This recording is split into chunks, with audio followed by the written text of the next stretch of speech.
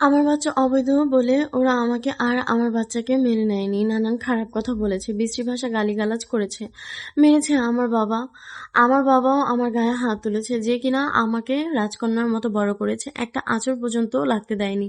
মা বকা দিলেও তাকে বাবা বকে দিয়েছে, সেই বাবাও আমাকে মেরেছে। ভাইয়া ফুলের মতো করে আগলে রাখা ভাইয়াও আমাকে খারাপ কথা বলেছে। ভাবি যাকে নিজের বড় বোনের মতো দেখেছি সেভাবে আমাকে নষ্টামি বলেছে। ওরা আমার অনাগত বাচ্চাকে নিয়ে খারাপ কথা বলেছে, অথচ রাতে আমাকে বাড়ি থেকে বের করে দিয়েছে। একটাবারও ভাবেনি আমি কোথায় যাব, কি করব, কিভাবে থাকবো। তারা তো আমার কথা ভাবেইনি। সাথে ওই জানোয়ারটার, যাকে আমি ভালোবেসেছি, বিশ্বাস করেছে, ও আমার আর আমার বাচ্চার কথা ভাবেনি। হয়তো আবেগের বশে আমি নিজের জীবনের সবচেয়ে বড় ভুলটা করে ফেলেছি। এমন একটা পাপ করেছি যার শাস্তি হিসেবে আজ সবাই আমার হাত ছেড়ে দিয়েছে। কেউ পাশে দাঁড়ায়নি, সবাই শুধু ঘৃণার চোখে দেখছে আমাকে। এইটুকু বলে আরিয়া থেমে গেল, গলা শুকিয়ে এসেছে, চোখ দুটো টলমল করছে। কথাগুলো বলতে বলতেই বুকের ভেতরে জমে থাকা সব কষ্ট একসাথে বেরিয়ে এসেছে। আহমেদ চূড়া আঁচ কমিয়ে রেখে পানির গ্লাস আরিয়ার দিকে এগিয়ে দিল। আজ হসপিটাল থেকে আসতে আহমেদ লক্ষ্য করলো আরিয়ার মনমরা হয়ে বসে আছে। তাই ফ্রেশ হয়ে ভাবলো আরিয়ার গল্প শুনতেই না হয় রান্নাটা করা যাক। তবে গল্প শোনাটা হয়তো উচিত হয়নি। এই যে মেয়েটা কেমন ভেঙে পড়লো। আহমেদ চামচটা নামিয়ে রেখে আরিয়ার দিকে তাকালো, শান্ত গলায় বলল, মানুষ ভুল করতেই পারে, কিন্তু একটা ভুলের জন্য পুরো মানুষটাকে শেষ করে দেওয়া ঠিক হবে না।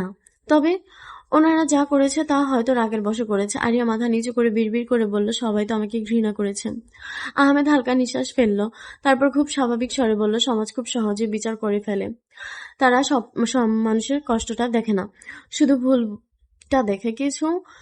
কিন্তু একটা কথা মনে রাখবেন, আপনার অনাগত সন্তান কোনো দোষ করেনি। ও পৃথিবীর আসার আগেই ওর তো ঘৃণা পাওয়ার যোগ্য না। আহমেদ আহমেদ আবার রান্নার মন দিল। কিছুক্ষণ পরে হালকা হাসি দিয়ে বলল, আচ্ছা, এত কান্নাকাটি করলে কি রান্নার স্বাদ নষ্ট হয়ে যাবে?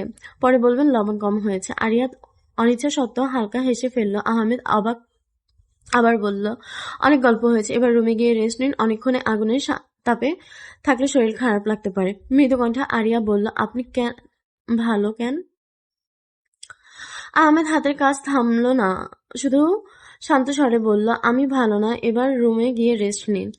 আরিয়া চলে যেতে আহমেদ পিছন ঘুরে এক পলক তাকালো। মনে মনে ভাবলে, এত মায়াবী একটা মেয়েকেও কেউ এভাবে ধোকা দিতে পারে। এর মধ্যে আহমেদের ফোন বেজে উঠল। আহমেদ বিরক্ত হয়ে ফোনের দিকে তাকালো। তার হবু স্ত্রী ইবরাত কল করেছে। আহমেদ কলটা কেটে দিল। ইবরাত অবশ্য এতে বিরক্ত হলো না, কারণ আহমেদ সবসময় এরকম করে, তাই সে আবার কল করলো। আহমেদ এবার কল রিসিভ করলো, কারণ সে জানে কল রিসিভ না করলে মেয়েটা বারবার কল দিতে থাকবে। এরপর ও কল না ধরলে তানহা বেগম অর্থাৎ আহমেদের মাকে কল করবে। তারপর আর কি, তানহা বেগম হাজার খানিক কথা শোনাবে আহমেদকে। আহমেদ ফোনটা কানে নিতেই ওপাশ থেকে ইবরাতের কথা কড়া কণ্ঠ ভেসে এলো, এতক্ষণ লাগে কল ধরতে? তুমি জানো আমি কতক্ষণ ধরে কল করছি? আহমেদ চোখ বন্ধ করে চুপ থাকলো, তারপর শান্ত গলায় বলল, ব্যস্ত ছিলাম।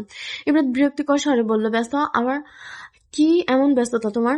হাসপাতাল থেকে ফিরেছি, কাজ ছিল। ইবরাত আবার বলল, সবসময় তোমার কাজ থাকে, কিন্তু আমার জন্য কখনোই সময় থাকে না, তাই না? আহমেদ আরেকটা দীর্ঘশ্বাস ফেলল, তার স্বরে বিরক্তি। ইবরাত, এখন এসব আলোচনা করার সময় না। ইবরাত এবার একটু উঁচু স্বরে বলল, আমার জন্য কখনোই ঠিক সময় হয় না। আহমেদ আহমেদ চুপ করে রইল। তর্ক করতে ইচ্ছে করছে না, ঝামেলা করতেও ইচ্ছে করছে না, তাই ঠান্ডা গলায় বলল, আমি পরে কথা বলবো। পরে মানে কখন? আবার সেই পরে যেটা কখনো আসে না। আহমেদ এবার ফোনটা একটু দূরে সরিয়ে নিল, কণ্ঠ শান্ত রেখেই বলল, আমি এখন সত্যিই ব্যস্ত। এই বলে সে কলটা কেটে দিল। কয়েক সেকেন্ডে যে ফোনের দিকে তাকিয়ে রইল, তারপর ফোনটা বন্ধ করে টেবিলে রেখে দিল। আহমেদ ঘড়িতে এক পলক তাকিয়ে দ্রুত পায়ে নিজের কেবিনে ঢুকল। আজ অনেকটাই লেট হয়ে গেছে। চেয়ার বসে একটা রোগীর ফাইল হাতে নিতে দরজার পাশে ভর দিয়ে দাঁড়িয়ে থাকা জাবেদ মুচকি হেসে বলল, কি বন্ধু, আজকাল এত দেরি কেন? আগে তো হাসপাতালের টাইমের আগে এসে হাজির হতে। আহমেদ ভ্রু কুচকে ফাইল খুলতে খুলতে বলল, কিছু কাজ ছিল। জাবেদ ভেতরে ঢুকে চেয়ারে বসলো। ছোটর কোণে দুষ্টু হাসি টেনে বলল, কাজ ছিল নাকি অন্য কিছু? আহমেদ এবার চোখ তুলে তাকালো, সোজা কণ্ঠে বলল। জাবেদ হেসে ফেলল, আগে রাগ করছিস কেন? হাসপাতালের স্টাফরা কিন্তু ইতিমধ্যে গল্প বানানো শুরু করে দিয়েছে। আহমেদ কপাল কুঁচকে গেল, কিসের গল্প? জাবেদ এবার গম্ভীর হলো, তারপর বলল, সেদিন রাতে তুই যে মেয়েটাকে নিয়ে এসেছিলি তাকে নিয়ে। সবাই জানতে চেয়েছে মেয়েটা কে। আহমেদ মুহূর্তেই শক্ত হয়ে গেল। ঠান্ডা গলায় বলল, মানুষের কাজই হচ্ছে অন্যের ব্যক্তিগত বিষয় নিয়ে কথা বলা। জাভেদ কিছুক্ষণ চুপ রইল, তারপরে ধীরে স্বরে বলল, দেখ আমি তোর বন্ধু বলেই বলছি, তুই যা করছিস সেটা মানবিক আমি জানি, কিন্তু সমাজ এত সহজভাবে নিবে না, বিশেষ করে তোর এঙ্গেজমেন্ট পর এসব। আচ্ছা মেয়েটা কোথায়? আহমেদ চেয়ার ঠেলেও উঠে জানালা পাশে গিয়ে দাঁড়ালো, গম্ভীর কণ্ঠে বলল, একটা অসহায় মেয়েকে রাস্তায় ফেলে দিতে পারিনি, এইটুকুই। জাভেদ দীর্ঘশ্বাস ফেলল। ইবরা জানে আহমেদ চাচ্ছিল হাসি দিল, জানলে এতক্ষণে সব মাথা তুলে ফেললো। কথাটা শেষ হতেই দরজায় টোকা পড়ল। একজন নার্স তাড়াহুড়ো করে ভেতরে ঢুকে বলল, ডক্টর আহমেদ, ইমার্জেন্সি একটা কেস এসেছে। কি হয়েছে? অ্যাক্সিডেন্ট অবস্থায় খুব একটা ভালো না। আহমেদ আর কিছু না বলে দ্রুত ইমার্জেন্সির দিকে হাঁটতে লাগলো। তার পিছনে দাঁড়িয়ে জাভেদ একদৃষ্টিতে বন্ধুর চলে যাওয়া দেখলো, পিছন থেকে বলল, তুই নিজেও বুঝছিস না কতটা জড়িয়ে পড়ছিস এইসবে, ভবিষ্যতে কি হবে ভাবতে পারছিস? জাভেদের কথায় পাত্তা না দিলে আহমেদ চলে গেল।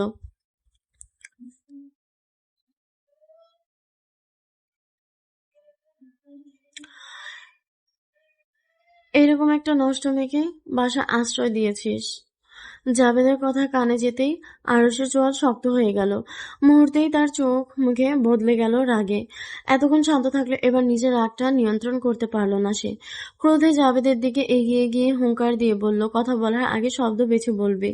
জাভেদ, ওকে নিয়ে এভাবে কথা বলার সাহস তোকে কে দিয়েছে? তুই শুধু আমার বন্ধু ছিলি বলে তোর গায়ে হাত তুললাম না, না হলে এটা তোর জন্য শেষ দিন ছিল। জাভেদ কিছুটা অবাক হয়ে গেলেও নিজের মুখ সামলাতে পারল না, ঠোঁট বাঁকিয়ে তাচ্ছিল্য হাসি দিল, বলল, আমি কি ভুল বলেছি? এরকম একটা মেয়েকে তুই নিজের বাসায় রেখে? কথা শেষে করার আগেই আরশ জাভেদের কলার চেপে ধরল, চোখ দুটো রাগে লাল হয়ে উঠেছে, তার গলা ভারী হয়ে এসেছে চাপা ক্রোধে। আর একটা কথাও না, মানুষের বিপদ দেখলে পাশে দাঁড়ালো। যদি ভুল হয় তাহলে হ্যাঁ আমি ভুল করেছি, কিন্তু ওকে নিয়ে নোংরা কথা বলার অধিকার তোদের কারণেই। আহমেদ এমন রূপ কথা আগে কখনো দেখেনি জাভেদ। কয়েক মুহূর্তে জন্য সে পুরোপুরি স্তব্ধ হয়ে গেল। আহমেদ ধাক্কা দিয়ে জাভেদের কলা ছেড়ে দিয়ে কঠিন কণ্ঠে বলল, বন্ধু বলেই এতক্ষণ সহ্য করেছি, অন্য কেউ হলে এতক্ষণে নিজের করার কথায় শাস্তি পেয়ে যেত। আরশ দ্রুত পায়ে হাসপাতাল থেকে প্রস্থান করলো। এসব ফালতু কথা শোনার কোনো ইচ্ছা নেই তার। একবার শুধু বিয়েটা হোক, তারপরে এই আরশকে আমি মজা বোঝাবো। ইবরাত দাঁতে দাঁত চেপে হিসিয়ে কথাটা বলল। তার চোখে মুখে স্পষ্ট রাগ আর অপমানের ছাপ। রাগ হওয়ার কারণও আছে। সকালের পর থেকে প্রায় 50টার মতো কল করেছে সে আহমেদকে, অথচ একবারের জন্য ফোন ধরেনি আহমেদ। শুধু তাই নয়, ইনস্টাগ্রাম, হোয়াটসঅ্যাপ, মেসেঞ্জার সব জায়গায় একের পর এক মেসেজ দিয়েও কোনো উত্তর পায়নি সে। ইবরাতের চোখ মুখ জুড়ে অস্থিরতা, অপমান, রাগ সব মিশে একটা ঝড় তৈরি হচ্ছে তার ভেতরে। ফোনটা আবার হাতে নিতেই স্ক্রিনে আগের কলগুলোর লিস্ট ভেসে উঠল, একটার পর একটা মিসড কল, কিন্তু আরশের কোনো সাড়া নেই। সে ঠোঁট কামড়ে ফোনটা শক্ত করে চেপে ধরল, হিসিয়ে নিজের সাথে নিজে বলল, আমাকে এভাবে এড়িয়ে যেতে পারো না আহমেদ, আরশ খান, পারো না। এই বলে নিজের হাতের ফোনটা আয়নায় ছুঁড়ে মারল। ফোনটা আয়নার আছড়ে পড়তে তীক্ষ্ণ শব্দে কাঁচ ভেঙে ছড়িয়ে গেলে ঘরের মেঝেতে। ইবরাত তাকিয়ে রইল ভাঙা টুকরোগুলোর দিকে, তার বুকের ভেতরে রাগের আগুন জ্বলছে। সে ঘুরে দাঁড়ালো, ড্রিম লাইটের আলোয় দেয়ালের ছায়ায় তার মুখটা আরো কঠিন দেখাচ্ছে। হঠাৎ দরজার ওপাশ থেকে মেয়েলি কণ্ঠ শোনা গেল, তুমি ঠিক আছো? ইবরাত কোনো উত্তর দিল না, শুধু ঠোঁটের কোণে হাসি ফুটে উঠল। হাসতে হাসতে সে বলল, ঠিক না হলে আমি ঠিক করে দেব। কলিং বেলের শব্দ শুনতে আরিয়া চমকে উঠল। এত দ্রুত তো আরশ আসার কথা না, তাহলে কে আসলো? আরিয়া দরজার পাশে দাঁড়িয়ে রইল। কলিং বেলের শব্দে ভয় আর অস্বস্তি ধীরে ধীরে গাঢ় হয়ে আসছে। এই সন্ধ্যার সময় কে আসতে পারে? এই প্রশ্নটা মাথায় ঘুরছে তার। আরিয়া দরজার দিকে এগিয়ে গেল, শ্বাসটা অনিচ্ছায় আটকে যাচ্ছে। দরজার ছোট ছিদ্র ছিল, তা দিয়ে বাইরে তাকাতেই তার চোখে পড়ল শুধু একটি ছায়া মানব অবয়ব। আলো আঁধারি ভেতরে মুখটা স্পষ্ট বোঝা যাচ্ছে না। আরিয়া বুকের ভেতরে ধক করে উঠল। সে দ্রুত সরে এসে পা পিছিয়ে গেল। ঠিক তখনই আবার কলিং বেল বেজে উঠল। আরিয়া ঠোঁট কামড়ে নিজেকে সামলে নিল। দরজার ওপাশে মানুষটা হয়তো আরিয়ার অস্বস্তিটা টের পেল, তাই মৃদু কণ্ঠে বলল, আমি এসেছি, দরজা খুলতে পারেন? আরিয়া আস্তে করে দরজা খুলে দিল, নিচু গলায় বলল, আপনি আজকে এত তাড়াতাড়ি আসলেন কেন? তাড়াতাড়ি আসাটা কি দোষে? আরে না, আমি সেরকম করে বলতে চাইনি। আরুষ একবার দেয়ালে হেলান দিয়ে হাত বুকে ভাঁজ করে আরিয়ার চোখের দিকে তাকিয়ে বলল, তাহলে কিভাবে বলতে চেয়েছেন? আরিয়া গলা শুকিয়ে এলো। আরুষের গম্ভীর দৃষ্টির সামনে দাঁড়িয়ে যেন কথাগুলো এলোমেলো হয়ে যাচ্ছে তার। সে অপ্রস্তুত ভঙ্গিতে চোখ নামিয়ে আস্তে করে বলল, আমি ভাবিনি আপনি এত তাড়াতাড়ি ফিরবেন। আরুষ কয়েক সেকেন্ড চুপ করে তার দিকে তাকিয়ে রইল, তারপর সোজা হয়ে দাঁড়ালো, শান্ত কণ্ঠে বলল, হাসপাতালে থাকতে ইচ্ছে করছিল না। আরিয়া কিছুক্ষণ দ্বিধায় দাঁড়িয়ে থেকে আস্তে করে বলল, কেন? সব কেন উত্তর নেই তা ম্যাডাম। আপনি কি আমার সামনে থেকে সরবেন নাকি এভাবেই জেরা করবেন? না, আপনি চাইলে কিন্তু জেরা করতেই পারেন, আমার আপত্তি নেই। তবে হাসপাতাল থেকে এসেছি তো, শরীর অনেক জীবাণু, আগে ফ্রেশ হওয়া বোধহয় বেশি জরুরি। তাছাড়া আমাকে রান্নাটাও তো করতে হবে, তাই না? আরিয়া কয়েক সেকেন্ড বোকার মতো তাকিয়ে রইল, তারপর নিজের অবস্থানটুকু বুঝতে পেরে তড়িঘড়ি করে সরে দাঁড়ালো। তার গলা দুটো অজান্তে হালকা লাল হয়ে উঠেছে। আরও সেটা খেয়াল করে মুচকে হেসে ধীর পায়ে নিজের রুমের দিকে এগিয়ে গেল।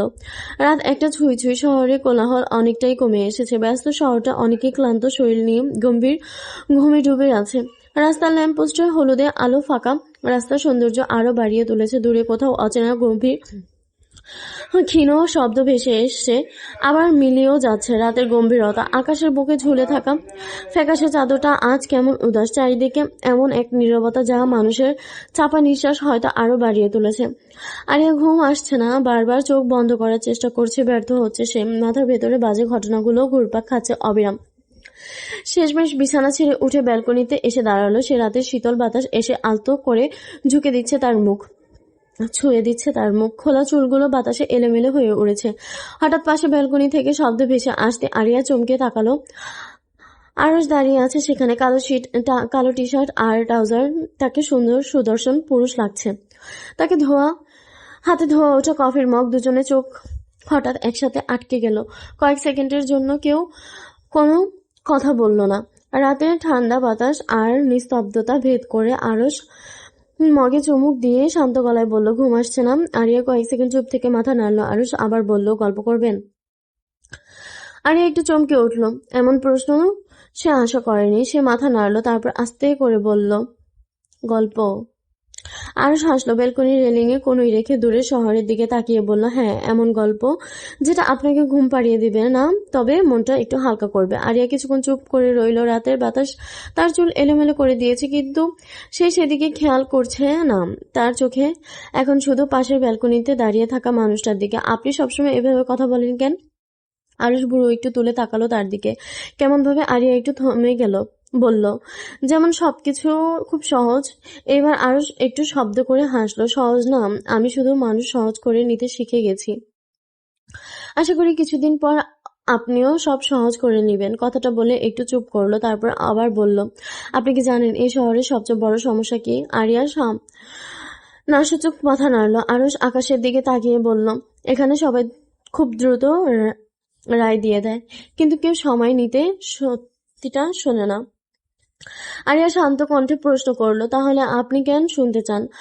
আরুষ এবার তার দিকে সরাসরি তাকালো, কারণ আমি রায় দেওয়ার আগে দেখতে চাই মানুষটা আসলে কেমন। কথাটা বলেই সে আবার কফির মগে চুমুক দিল। চলবে।